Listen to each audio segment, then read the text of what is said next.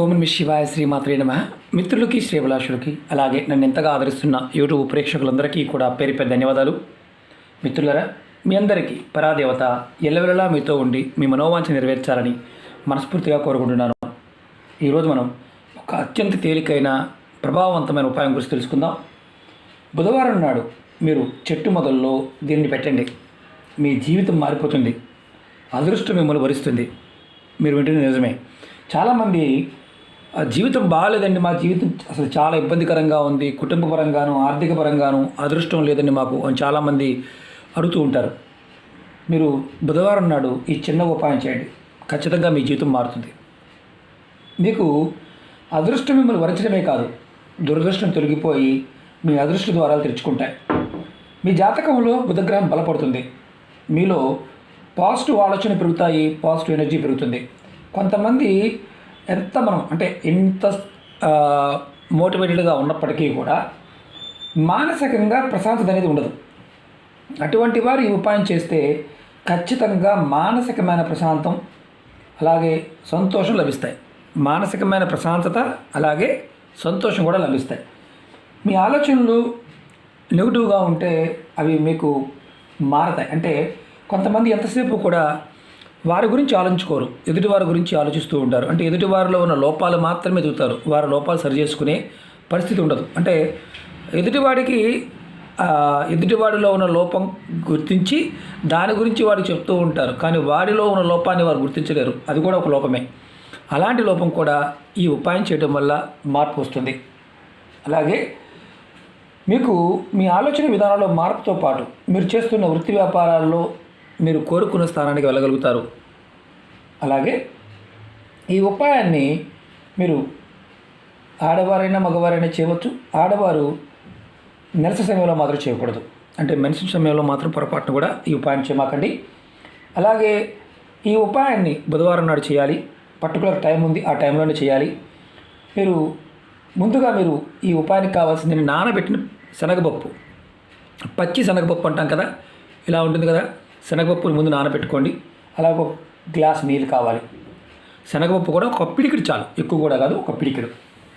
ముందుగా మీరు ఏం చేస్తారంటే ఇది శనగపప్పుని నానబెట్టండి.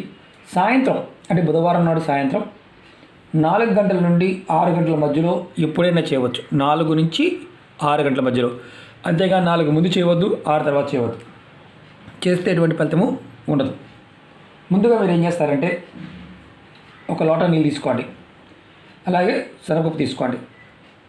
మీ ఇంటి పెరడులో కానీ లేదంటే ఏదైనా మీ ఇంటి పెరడులో పెద్ద చెట్టు ఉందనుకోండి, మామిడి చెట్టు, జామ చెట్టు, మర్రి చెట్టు, అలాగే మన వేప చెట్టు, ఉసిరి చెట్టు, మేడి చెట్టు, ఇలాంటి పెద్ద చెట్టు ఏదైనా ఉంటే ఆ చెట్టు దగ్గరికి వెళ్ళాలి. ఒకవేళ మీ ఇంటి పెరడులో కనుక చెట్టు లేదనుకోండి, ఏ గుడి ప్రాంగణంలో కానీ పార్కులో కానీ ఎక్కడైనా సరే, రోడ్డు పక్కనైనా సరే ఒక పెద్ద చెట్టు ఉన్న ప్రదేశానికి వెళ్ళండి. ఇవి తీసుకొని వెళ్ళి మీరు ఏం చేస్తారంటే ముందుగా మీ చెట్టుకి నమస్కారం చేసుకొని నీళ్ళు పోయండి. మొదలు నీళ్ళు పోయండి, నమస్కారం చేసుకోండి. తర్వాత ఏదైతే ఈ పచ్చిశనగపప్పు ఉంది కదా నానబెట్టింది, ఈ పప్పుని మీ కుడి చేత్తో పట్టుకొని ఇలా పట్టుకోండి. ఇలా కుడి చేత్తో పట్టుకోండి. తీసి మీ మనసులో ఉన్న కోరికలు, సమస్యలు చెప్పండి. తర్వాత మీ చేతిలో ఉన్న పప్పుని చెట్టు మొదల్లో పెట్టేసి చెట్టుకు నమస్కారం చేసుకోండి. మీకు వీలైతే చెట్టు చుట్టూ ప్రదక్షిణ చేయండి. ఎన్ని ప్రదక్షిణ చేయాలి? 5 ప్రదక్షిణ చేయాలి. ఒకవేళ 5 ప్రదక్షిణ చేసే అంటే చెట్టు చుట్టూ ప్రదక్షిణ చేసే అవకాశం లేకపోతే ఆత్మ ప్రదక్షిణ చేయండి. అంటే మీ చుట్టూ మీరు తిరగండి. 5 ప్రదక్షిణ చేయండి. తర్వాత మీరు ఇంటికి వచ్చేయండి. ఈ ఉపాయాన్ని మీరు కంటిన్యూగా అంటే వరుసగా ఒక 5 బుధవారాలు చేయండి. ఇందులో మతము, జాతి, కులం ఇలాంటి ఏం లేదు. ఎవరు చేయగలిగితే వారు చేయవచ్చు.